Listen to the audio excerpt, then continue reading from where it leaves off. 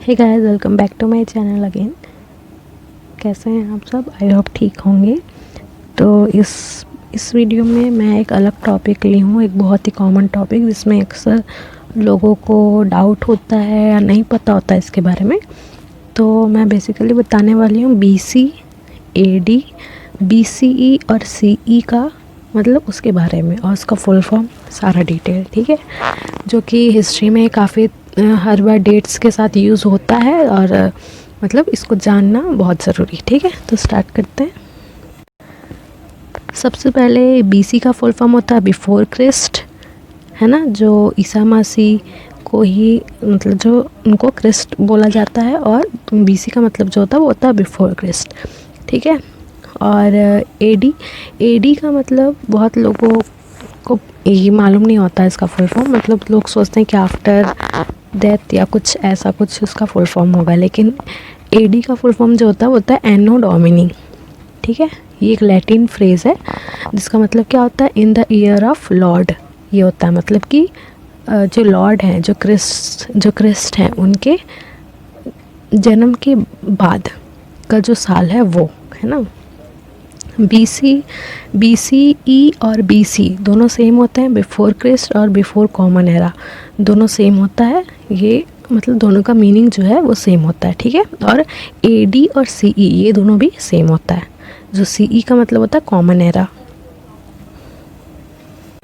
तो देखिए यहाँ पर लिखा है BC does stand for before Christ, BC stand for before Christ, but AD क्या होता है, actually stand for Latin phrase anno Domini which means in the year of our Lord, यानी कि जो सालों में भगवान ने, लॉर्ड ने पैदा होने के बाद जो साल जिए हैं वो साल में, ठीक है, उसको बोलते हैं AD, उसको AD से डिनोट करते हैं। और उनके पैदा होने के पहले का जो टाइम था उसको BC से डिनोट करते हैं। तो ये मैंने एक डायग्राम लिया है, होप इससे समझ में आएगा। BC का मतलब और BCE का मतलब सेम होता है, AD का मतलब और CE का मतलब सेम होता है, ठीक है। AD हमेशा क्या होता है, ज़्यादातर ईयर के पहले में लगाया जाता है AD और लिखते टाइम, और BC को ईयर के लास्ट में लिखा जाता है BC, जैसे 218 BC और AD 1066, ठीक है। तो ये जो 1 है बीच वाला, इसको डिनोट किया जाता है कि इसको माना जाता है कि 1 में जो क्रिस्ट है उनका बर्थ हुआ था, ठीक है। उसके बाद का जो साल है उसको AD से डिनोट करेंगे, उसके पहले का जो साल है उसको BC से डिनोट करेंगे। अगर हम लोग को 218 BC दिखाना है तो इधर कहीं आएगा, अगर हम लोग को 1000 AD 1066 दिखाना तो इधर कहीं आएगा। तो ये बेसिकली इसका डायग्राम है, ठीक है। आगे देखते हैं। यहाँ पर लिखा है इन द मॉडर्न कैलेंडर यानी कि ग्रेगोरियन कैलेंडर जो अभी हम लोग यूज़ करते हैं वो ग्रेगोरियन कैलेंडर है। उसके हिसाब से वी लेबल ऑल ईयर, हम ईयर को कैसे डिनोट करते हैं, BC और AD से, ठीक है। There is no zero year in the system, मतलब कि इसमें कहीं भी ज़ीरो नहीं होता।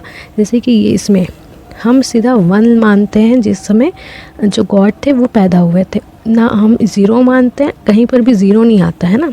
1 से स्टार्ट होता है, ये 1 से 2 3 4 पूरा जाता है, ठीक है। The Christ was born is 180, और जिस ईयर में क्रिस्ट बॉर्न हुए थे वो 180 है, और उसके पहले का जो ईयर होगा वो 1 BC होगा, यानी कि बीच में 0 नहीं आता। जैसे ये डायग्राम है, AD equal to birth of Jesus Christ, and इसके आगे का 1 2 AD 3 AD, ठीक है, और इसके पीछे का 1 BC, 0 कहीं पर भी नहीं आ रहा है, ठीक है।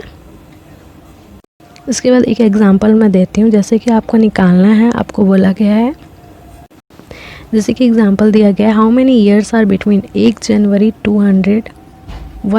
200 BC से 1 जनवरी AD तक 700 AD तक के बीच का कितना साल है, ये बताओ।